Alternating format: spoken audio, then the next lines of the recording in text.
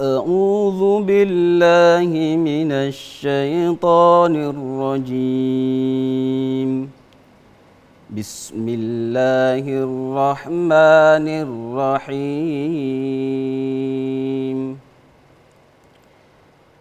والذين إذا فعلوا فاحشة أو ظلموا أنفسهم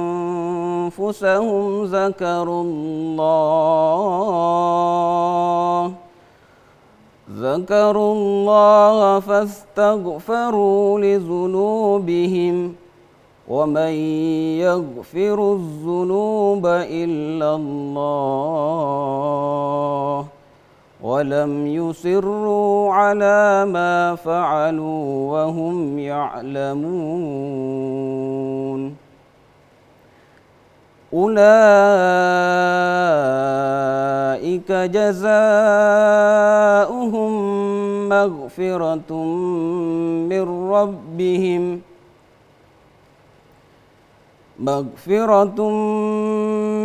ربهم وجنات تجري من تحتها الأنهار خالدين فيها ونعم أجر العاملين صدق الله العظيم.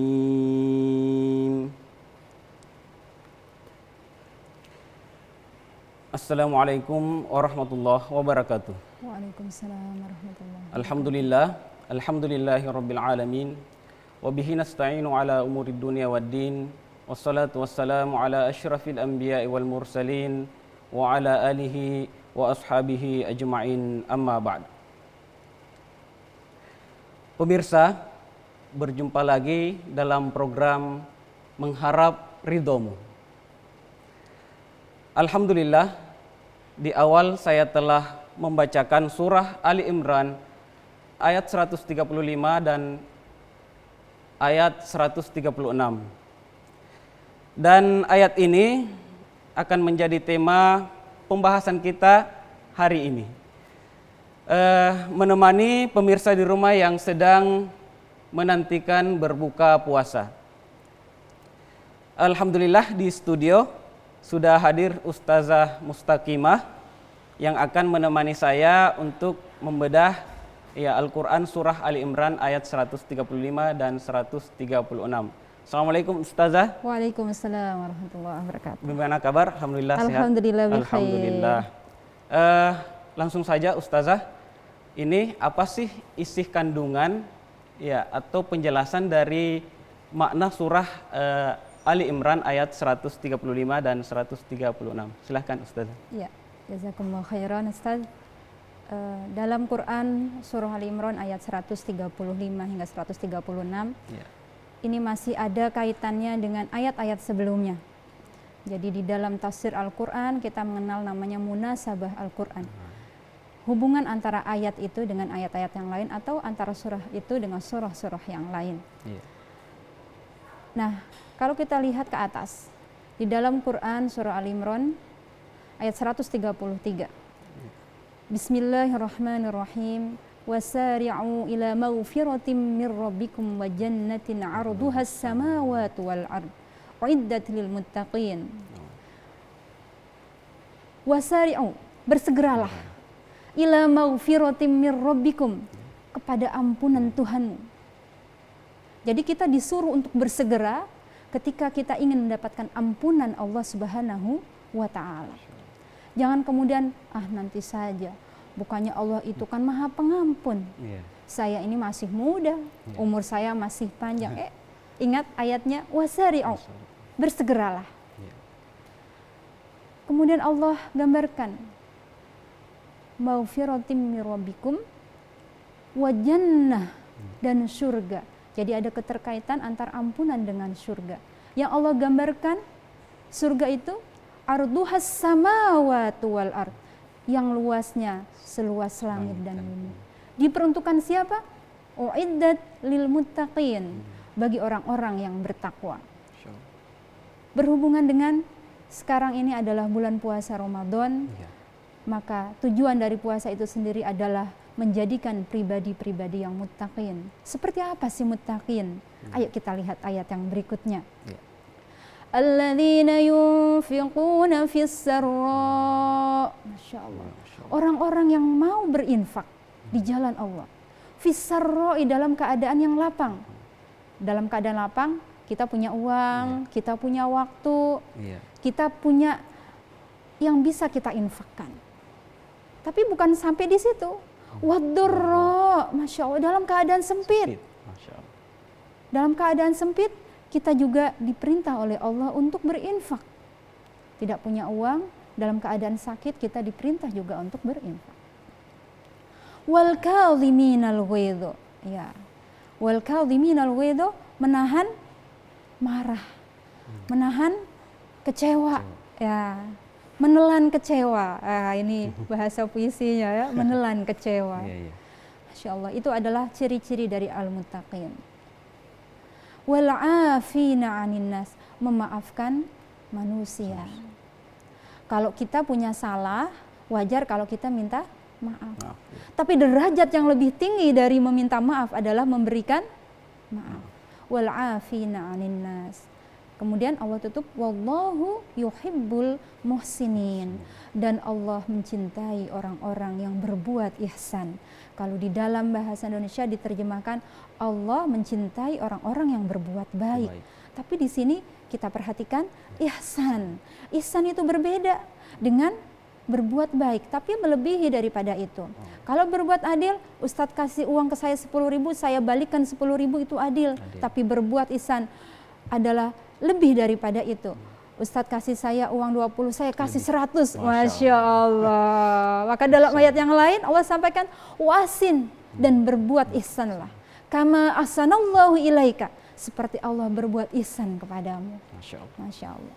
Nah, barulah kita ke ayat yang 135.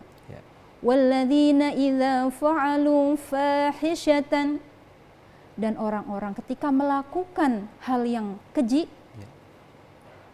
au dzalamu anfusahum, atau menganiaya diri mereka sendiri. Sebenarnya ketika orang berbuat keji itu, kalau kita lihat sama saja dengan menganiaya diri sendiri. Kok bisa ya? Contoh yang berbuat keji misalkan apa? Minum khamr misalnya. Zina. Minum khamr tampaknya enak, rasanya mungkin enak ya. Tapi sebenarnya dia menganiaya diri sendiri, membuat rusak akalnya, membuat rusak badannya. Ya, audzulamu anfusahum. Kemudian setelah dia melakukan kesalahan, berbuat keji, zakarullah, ingat, astagfirullahaladzim, salah ini. Fastaghfiru lidzunubihim, kemudian meminta ampun kepada Allah. Wa may yaghfiru dzunuba illallah, siapa yang bisa memberikan ampunan selain Allah? Wa lam yusirru ala ma fa'alu wa hum ya'lamun. Ada syaratnya. Apa itu? Tidak meneruskan. Tidak melanjutkan. Itu. Cukup sekali kau sakiti hatiku. Jadi tidak mengulangi lagi. Maka kita lihat lagi dalam Quran yang lain, Quran surah An-Nisa, ayat 17 dan ayat 18. Karena Al-Quran itu memiliki keterkaitan antara satu ayat dengan ayat yang lain. Masya Allah. Bismillahirrahmanirrahim. Innamat taubatu 'alallahi lilladzina ya'maluna as-su'a bijahalatin thumma yatubuna min qarib. Faulaika yatubullahu 'alaihim wa kana Allahu 'aliman hakima. Sesungguhnya taubat itu adalah bagi orang-orang yang melakukan kesalahan, tapi asu itu berarti satu. Bijahalah, bisa karena lupa atau jahil, tidak tahu. Kemudian dilanjutkan dengan ayat berikutnya, summa yatubuna min qarib, langsung, segera, ya. Kalau tadi wasari'u ini, ya ayatnya segera. Summa yatubuna min qarib. Nggak pakai lama, GPL langsung, langsung bertobat. Faulaika yatubullahu alaihi, maka Allah akan memberikan ampunan, memberikan maaf kepada orang tersebut. Wa kana Allahu aliman hakima, Dan sungguhnya Allah, wa kana Allah, dan Allah Maha mengetahui dan Maha bijaksana. Ayat yang kedua ditegaskan lagi dalam Quran surah An-Nisa ayat 18. Walaisatit taubatu lilladzina ya'maluna as-sayyi'at. Masya Allah. Taubat itu bukanlah untuk orang-orang yang melakukan kesalahan demi kesalahan, kealpaan demi kealpaan. Hatta sehingga idza hadara ahadahumul maut, ketika mati sudah dihadapkan kepadanya, qala, dia berkata, ini sesungguhnya aku tuh betul aku bertaubat sekarang. Walalladzina yamutuna wa hum kufar. Masya Allah. Jadi taubat itu hanyalah diperuntukkan bagi mereka yang melakukan kesalahan sekali, dan janganlah pernah diulangi lagi. Sekarang kita kembali lagi ke Quran surah Ali Imran ayat 136. Ulaika jazaohum maghfiratum mir rabbihim. Mereka mendapatkan ampunan. Wa jannat, jannat jamak dari jannah. Kebun-kebun. Kebun-kebun mungkin taman-taman ya. Tajari, yang di bawahnya mengalir sungai-sungai selamanya. Dan itulah sebaik-baik nikmat bagi orang yang mau melakukannya. Tambah lagi satu lagi, karena tidak lengkap rasanya kalau Al-Quran tidak disandingkan dengan hadis.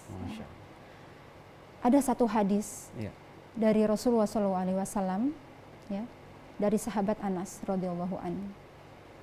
Hadis ini adalah hadis qudsi. Jadi Allah yang berfirman, ya, wahai Bani Adam, seandainya engkau datang kepadaku dan dosamu setinggi langit, kemudian kau meminta ampun. Seandainya kau datang kepadaku dengan dosa sebesar bumi, meminta ampun kepadaku, dan engkau tidak mensekutukan aku dengan sesuatu apapun, aku akan datang dengan ampunan sebesar bumi. Ini hadisnya hadis Hasan Sahih. Di hadis Arba'in Nawawi disebutkan seperti itu. Masya Allah. Jadi kalau kita memiliki banyak dosa, bersegeralah kita meminta ampunan kepada Allah, karena Allah Maha Pengampun. Innallaha kana ghafurur rahim, Maha Pengampun, Maha Penyayang. Oleh karenanya janganlah menunda-nunda waktu, karena kita tidak tahu rahasia dari kematian. Kematian siapa yang tahu? Siapa yang tahu? Kita tidak tahu. Oleh karenanya bersegeralah untuk meminta ampunan kepada Allah, dan semoga Allah membukakan pintu-pintu maghfirahnya di bulan yang mulia ini. Baik Ustazah, sebelum kita lanjut, ya pemirsa, kami akan kembali, ya jangan kemana-mana, tetap di Mengharap Ridhom.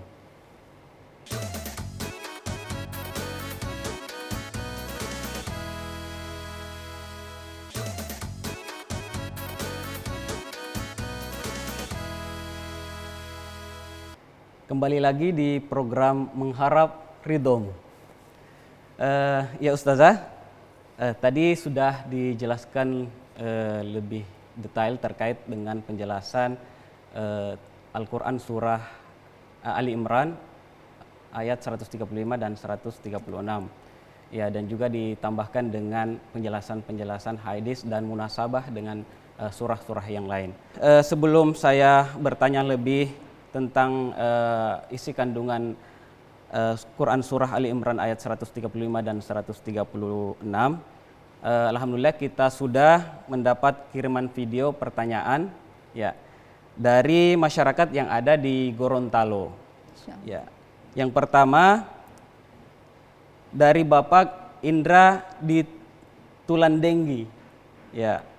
Berikut videonya Ustazah. Assalamualaikum warahmatullahi wabarakatuh. Saya Indra dari Tuladenggi. Izin bertanya Ustadz, apa perbedaan mengampuni dan memaafkan dalam Al-Quran? Terima kasih. Wassalamualaikum warahmatullahi wabarakatuh. Ya, baik, ini ada pertanyaan dari Bapak Indra, yaitu menanyakan perbedaan antara mengampuni dan memaafkan dalam Al-Quran. Seperti apa itu Ustazah? Silahkan di... Iya. Mengampuni dengan memaafkan ini, Kalau di dalam bahasa Arab namanya al-af. Ya, Ya, al-afu. Kemudian kalau di dalam bahasa Indonesia, mengampuni itu adalah bagaimana dari yang lebih tinggi kepada yang lebih rendah, ya. Jadi Allah mengampuni hambanya. Tapi kemudian kalau memaafkan itu biasanya adalah sesama manusia memaafkan. Nah, kalau di dalam Al-Quran sendiri kata-katanya adalah al-afu. Kemudian kita menerjemahkannya kalau dari Allah kepada manusia itu mengampuni, kalau sama manusia waliyafu, ya kan, dan memaafkan. Mungkin itu yang bisa kami sampaikan perbedaannya, ya. Jadi kata-katanya sama al-afu, cuma peruntukannya saja yang berbeda. Berarti peruntukan untuk sesama manusia menggunakan memaafkan. Terus Allah kepada hambanya mengampuni. Oh, jadi seperti itu ya, Ustazah. Iya. Baik, ini ada pertanyaan kedua lagi, ya, terkait dengan apa yang kita bahas hari ini. Pertanyaan dari Pikri di Botu Pingge. Silahkan, ini videonya. Assalamualaikum warahmatullahi wabarakatuh. Saya Pikri dari Botu Pingge, mau bertanya Ustadz, dosa apa yang tidak bisa diampuni oleh Allah Subhanahu wa taala? Mohon penjelasannya Ustadz. Terima kasih.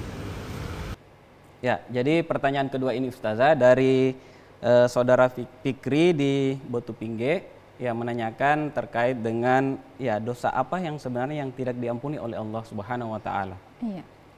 Ada satu dosa yang cukup besar, yakni syirik kepada Allah. Innallaha la yaghfiru ay yushraka bihi wa yaghfiru ma duna dzalika liman yasha.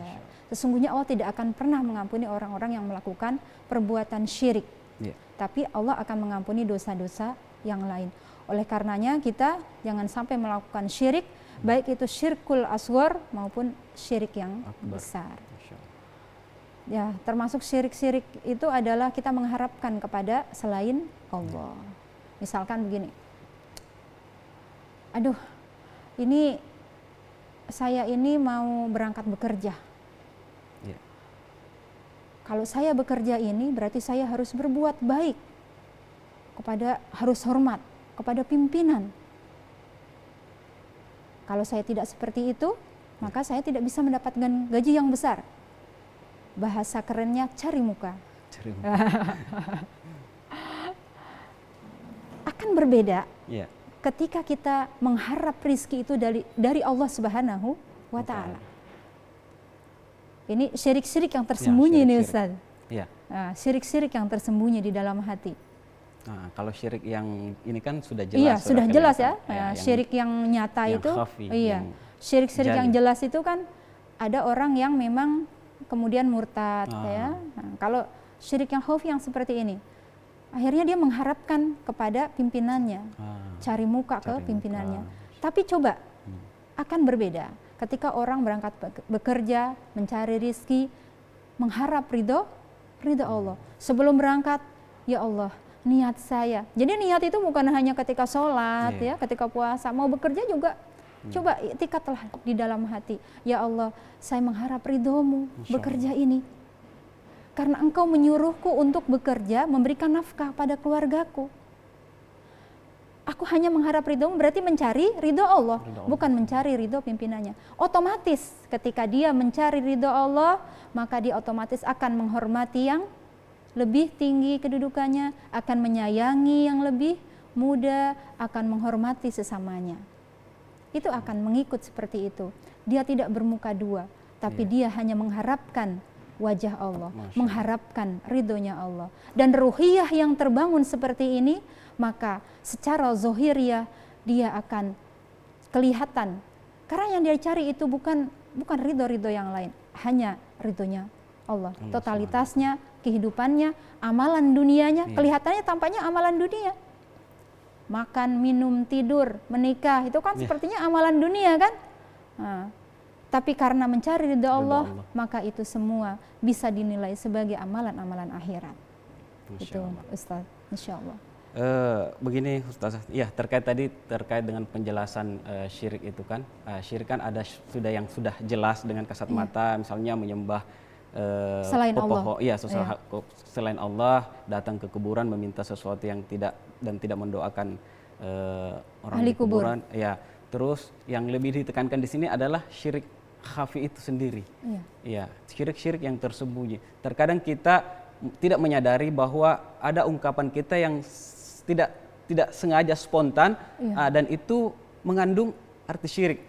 Saya karena saya, ya, padahal itu ya yang bisa membuat orang terkadang dengan kata-katanya itu, kata-katanya itu mengandung sesuatu yang bahwasanya dialah yang bisa melakukan segala sesuatu, padahal itu adalah atas kekuasaan atau kehendak Allah Subhanahu wa taala.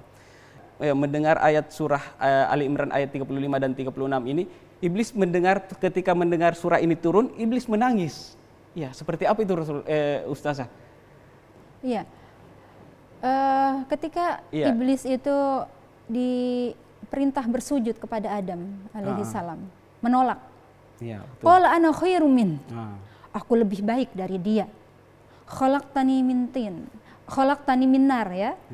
Aku diciptakan dari api. Wa khalaqtahu min tin. Dan dia hanya diciptakan dari tanah saja. Maka api menurut setan itu kedudukannya lebih tinggi daripada manusia yang hanya diciptakan dari tanah. Ini yang tadi ada kaitannya dengan yang Ustadz sampaikan tadi. Aku, lagi-lagi aku. Jadi seakan-akan meniadakan Allah. Allah lah yang berkehendak sebenarnya, bukan diri kita. Kalau kita tidak dikehendaki oleh Allah, tidak mungkin kita bisa melakukan A, B sampai dengan Z. Nah, kenapa? Kemudian ada pertangguhan, ya. Pertangguhan. Jadi ada permohonan iblis kepada Allah Subhanahu wa taala agar diberikan umur panjang untuk bisa menggoda manusia. Umurnya sangat panjang sampai hari kiamat. Kemudian ada ayat ini. Walladzina idza fa'alu fahisyatan aw dzalamu anfusahum dzakarullaha fastaghfaru lidzunubihim. Manusia tergoda oleh setan, terbujuk rayu oleh nafsunya, sehingga kemudian dia terjerat untuk melakukan perbuatan keji. Ingat Allah, bertaubat, Allah ampuni. Wah, makanya dia menangis. Waduh, usahaku sia-sia dong. Percuma dong aku. Nah, jadi ini adalah kesempatan buat kita. Namanya manusia memang diciptakan oleh Allah memiliki ada ruhiyah dan juga ada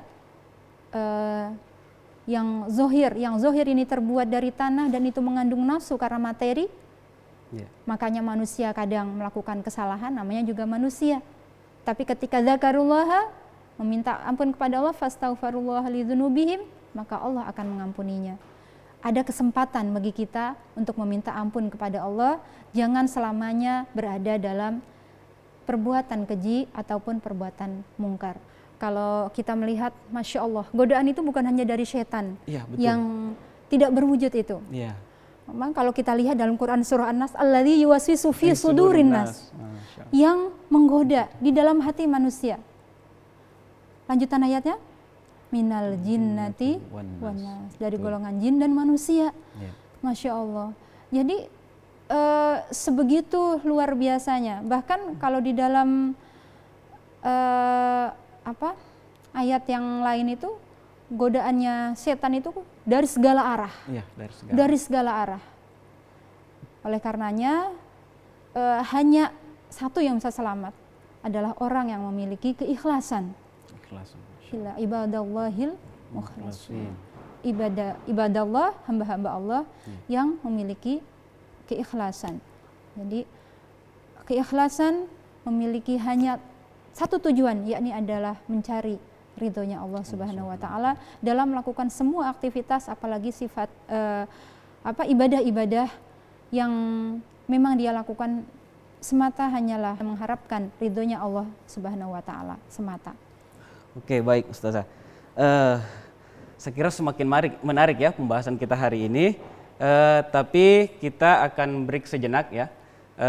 Pemirsa, ya kami akan kembali Jangan kemana-mana, tetap di Mengharap Ridhom.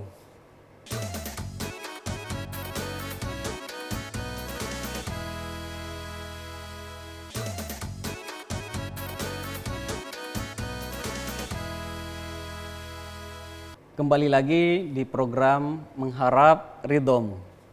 Apa yang telah tadi dijelaskan, yang ingin saya tanyakan sepertinya bahwasanya kan ampunan Allah ini maha luas. Ya, seperti apa sih batas akhir orang bisa memohon? Ya, adakah batas akhir orang memohon ampun atau batas akhir ampunan Allah Subhanahu wa taala diberikan kepada hambanya? Dalam Quran surah An-Nisa tadi ya, ayat 18, hatta idza hadara ahadahumul maut. Jadi kalau sudah mulai nazak sakaratul maut, so tidak boleh lagi mau bertaubat. Nah, itu kan rahasia Allah. Sampai kapan kita diberikan umur oleh Allah. Sehingga dalam ayat-ayat yang tadi kita bahas bersama, Allah meminta kita untuk bersegera bertaubat karena itu masih rahasia. Seandainya tidak dikasih rahasia, jika ku tahu. Jadi tidak muda tidak tua ya. Jika ku tahu kapan tiba ajalku, ku akan memohon. Nggak tahu lagi lanjutannya. Minta sama Allah, ya Allah, jangan sekarang. Tolonglah dikasih waktu lagi. Nah, kalau udah tahu, tapi kan karena memang sengaja tidak diberitahu oleh Allah kepada kita, sehingga Allah memberikan hidup dan mati. Itu tujuannya adalah bagaimana kita persembahkan kepada Allah amal-amal yang terbaik. Ayyukum ahsanu amala. Siapakah di antara kalian yang amalnya memiliki amal-amal yang terbaik? Masya Allah. Jadi batasnya sampai mati, tapi mati kita tidak tahu. Sehingganya ketika salah segeralah memohon ampunan kepada Allah dan tidak mengulanginya lagi. Walam yusirru ala ma fa'alu. Jadi intinya tidak ada namanya istilah tobat sementara. Ya, harus tobatnya betul-betul lillahi ta'ala. Ya. Jadi sebenarnya amalan-amalan seperti apa sih yang sebenarnya yang kita bekali agar supaya kita tidak terlalu menjerumus ke dosa-dosa yang sebelumnya yang sudah kita lakukan. Apa amalan-amalan yang bisa membackup agar supaya kita tidak kembali ke dosa-dosa yang sebelumnya yang kita lakukan itu, bagaimana? Iya. Ada satu doa yang ini juga dipraktekkan, diamalkan dalam sholat kita. Ya muqallibal qulub, sabit qalbi ala di akhir sujud salat. Ya muqallibal qulub, sabit qalbi ala dini. Wahai zat yang membolak-balikkan hati, tetapkanlah hatiku pada agamamu. Jadi karena Allah lah yang memiliki kita, maka kita minta kepada Allah untuk menetapkan hati kita di dalam agamanya. Insya Allah dengan kita sering berdoa, dan bukan hanya berdoa ya, tapi juga berusaha semaksimal mungkin. Dengan cara apa? Bergaul dengan orang-orang yang soleh. Tombo hati, itu obat hati. Kulimo sawarnane ada 5. Kaping pisan moco Quran sak maknane, baca Quran, dilihat maknanya. Jadi jangan kemudian target banyak gitu ya. Saya bulan Ramadan ini mau target 30 kali khatam. Masya Allah. Tapi selain target yang banyak, tapi juga bagaimana kita bisa tahu maknanya. Kaping pindo. Apa itu? Apa yang kedua? Orang soleh menjadi temannya. Jadi mencari teman-teman yang soleh. Kalau kita berteman dengan orang-orang yang kurang soleh, bisa ikut terbawa. Sholat malam. Ini yang sholat malam. Tapi kalau bulan Ramadan kita hampir setiap hari bisa loh sholat malam ya Ustadz ya. Ya itu dimudahkan. Yang dimudahkan. Itu kenapa? Yang sebelum dan setelah Ramadan ini yang kadang udah berat. Udah takbiran ya pagi. malam berikutnya tidak ada lagi. Hilang. Itulah ini yang perlu dibangun iya, terus yang menerus betul-betul ya. dibangun terus-menerus. Kemudian Kebiasaan. Kemudian apa lagi, kebiasaannya, Ustaz? berzikir. Ini juga. Berzikir. Zikir. Berzikir di dalam mulut, dalam lisan kita, dan juga di dalam hati kita. Kalau kita berinteraksi ya, zaman sekarang ini nggak bisa kita cuma uzlah misalkan, Iya. pergi ke sebuah goa yang jauh di sana, Iya. hanya bermunajat kepada Allah, nggak bisa. Iya. Karena memang kita dituntut untuk melakukan amalan-amalan sosial saat ini, berinteraksi dengan banyak manusia, bermuamalah. Ya berarti zikirnya tinggal zikir hati. Iya. Zikir hatinya ya Allah saja, Allah cukup ya. Tapi bisa lupa lagi, ingat lagi kan? Berarti kalau lupa ingat lagi, karena banyaknya aktivitas, ingat lagi. Insya Allah Allah akan menuntun kita. Yang terakhir adalah berpuasa. Berpuasa. Di bulan Ramadan ini kita Di bulan puasa ini kita diajarkan oleh Allah untuk berpuasa. Ya ayyuhalladzina amanu kutiba alaikumusyamu kama kutiba alal ladzina min qablikum la'allakum tattaqun. Dan itu sekali lagi akan kembali kepada kita. Jadi pahala puasa itu hanya Allah lah yang tahu. Sebegitu besarnya. Itu memiliki efek yang luar biasa untuk akhirat kita, untuk dunia kita, badan kita insya Allah menjadi sehat walafiat. Dan puasa ini bukan hanya dilakukan oleh kita umat Islam yang sekarang ini, masanya Nabi, sebelum-sebelumnya juga sudah mulai berpuasa dengan berbagai macam puasa yang luar biasa, lebih sulit kalau saya pernah baca dalam sejarah. Ada yang puasanya itu puasa berbicara, ya, seperti Maryam, tidak berbicara. Ini nadar tulir rohmani soma, falanukal limal yauma insiya. Aku bernadar untuk tidak berbicara kepada manusia, tidak mau berbicara. Kemudian ada yang berpuasa itu hanya berbuka sebentar, lanjut lagi dengan puasa lagi. Masya Allah. Dan puasa itu juga bukan hanya dilakukan oleh manusia, bahkan binatang-binatang juga ikut berpuasa. Ya. Masya Allah. Puasa juga untuk kehidupannya. Ya, Masya Allah. Ya, syariat itu ternyata begitu sangat indah dan luar biasa. Begini Ustazah, ini kan kaitannya dengan puasa pada bulan Ramadan kali ini. Iya. Nah, kita kan dengan situasi pandemi COVID ini. Iya. Dan pada saat ini kan kita sudah melihat keramaian-keramaian. Ya, bagaimana menanggapinya ini, Ustaz? Dengan istilahnya kan dengan menjaga jarak misalkan dan lain sebagainya, tarwih di masjid-masjid dan lain sebagainya. Terkait juga dengan puasa tadi kan terkadang ada orang yang puasa hanya sekedar makan dan minum saja. Menahan, hanya menahan saja. Tapi yang lain tidak dipuasakan. Iya. Nah, itu yang istilahnya mengurangi pahala puasa. Dan terkadang juga dalam bulan Ramadan ini kita juga terkadang ada beberapa orang yang berpuasa tapi terkadang juga melakukan maksiat. Seperti bagaimana itu, Ustaz? Penjelasannya. Maksudnya dia puasa tapi kelihatannya juga maksiatnya juga jalan. Iya. Dan lain sebagainya. Bagaimana itu berpuasa tapi tidak meninggalkan kemaksiatan. Kebiasaan-kebiasaan itu. Ini kan memang kalau secara fikih misalkan berpuasa ya, tapi lisannya nggak puasa gitu. Iya, itu matanya. Iya, kamu tahu enggak? Itu yang duduk di sebelah sana. Dia itu sudah berhutang sekian M. Wah, berhutang di bank. Digadaikan semua punyanya suaminya. Bagaimana ya? Iya. Nah, berarti dia memang tidak batal puasanya, cuma pahala puasanya itu menjadi ini yang hilang. perlu kita Jangan sampai kita melakukan kemaksiatan itu tapi juga dalam keadaan puasa. Semestinya berpuasa kita juga mampu menahan hal-hal yang tidak Allah ridhoi. Iya, jadi matanya ya. Sekarang ini mencari kemaksiatan kan mudah ya, mudah sekali. Buka dulu internet gitu kan. Itu biasa. Yang ada di situ konten-konten yang tidak bagus. Tidak sengaja maupun apalagi sengaja melanjutkannya. Akhirnya menjadi kecanduan melihat hal-hal yang tidak Allah sukai. Puasa padahal itu mengganggu mengganggu pahala puasanya. Allah tidak ridho. Jadi kadang jangan menganggap bahwa kita tampaknya amalnya adalah amalan akhirat, Iya.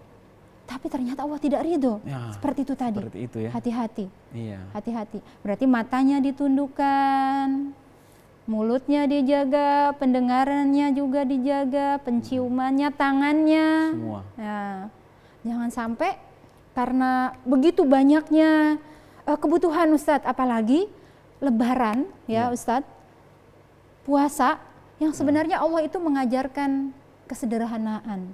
Kan dengan berpuasa itu Allah mengajarkan kesederhanaan. Tapi ternyata ada tuntutan-tuntutan, Iya. baju baru, kue-kue Lebaran, ya, Iya. cat rumah, Makanan, gitu. Itu semua persiapan bagus Lebaran. memang. Tapi selama kita mampu, karena menyambut hari Lebaran yang sangat membahagiakan. Tapi kalau tidak mampu, tidak usahlah kemudian mencari-cari sesuatu yang kemudian di luar kemampuan Iya. kita. Kemampuan kita. Di luar kemampuan kita yang akan menjatuhkan kita ke dalam hutang misalkan, yang ternyata itu bisa membuat kita menderita. Oke, baik Ustazah. Di akhir pembahasan kali ini, mohon Ustazah memberikan closing statement ya terkait tema yang kita bahas. Terus mungkin bisa dilanjutkan dengan doa. Silakan. Kaum muslimin muslimat rahimakumullah, semoga Allah senantiasa merahmati kita semuanya. Allah Maha Pengampun. Innallaha kana ghafurur rahim. Sesungguhnya Allah itu Maha Pengampun dan Maha Penyayang kepada manusia. Maka luasnya ampunan Allah ini mari kita gunakan untuk selalu beristighfar, memohon ampunan kepada Allah Subhanahu wa taala sebelum Allah menjemput kita. Jadi ketika Allah menjemput kita, insya Allah kita sudah berada dalam keadaan yang suci, bersih dan mendapatkan ridho dari Allah Subhanahu wa taala. Memang ada hadis dan Al-Qur'an yang menyebutkan tentang betapa luasnya maghfirah Allah. Tapi jangan dilupa, jangan mengandalkan ini karena rahasia kematian itu hanya Allah lah yang tahu, maka bersegeralah bertaubat kepada Allah sebelum ajal itu menjemput kita. Oleh karenanya, mari kita semuanya beristighfar. Astaghfirullahaladzim, astaghfirullahaladzim, astaghfirullahaladzim. Falakal hamdu ya ma'budi Allah, alhamdulillahirabbil alamin, hamdan yuwafi ni'amahu yukafi mazidah. Ya Rabbana lakal hamdu kama yanbaghi li jalali wajhikal karim ya 'azimis sultanik. Allahumma salli ala Sayyidina Muhammad wa ala ali Sayyidina Muhammad. Allahumma ahsin aqibatana fil umuri kulliha wa ajirna min khizyid dunya wa adabil akhirah. Allahumma inna nas'aluka ridhaka wal jannah wa na'udzubika min sakhatika wan nar. Allahumma la tusallit alaina bidhunubina man la yakhafuka wa la yarhamna wahtim bis solihati a'malana wa tawaffana muslimin. Rabbana zalamna anfusana wa illam taghfir lana wa tarhamna lanakunanna minal khasirin. Rabbana atina fid dunya hasanah wa fil akhirati hasanah wa qina adzabannar. Wa sallallahu ala sayyidina Muhammadin wa ala alihi wa ashabihi ajma'in. Walhamdulillahi rabbil alamin. Assalamualaikum warahmatullahi wabarakatuh. Amin ya rabbal alamin. Terima kasih Ustazah atas Sama-sama. kehadirannya dalam program ini. Semoga apa yang disampaikan bermanfaat bagi kita semua. Amin. Amin ya rabbal alamin. Dan insya Allah kita akan bertemu pada kesempatan yang lain. Insya Allah.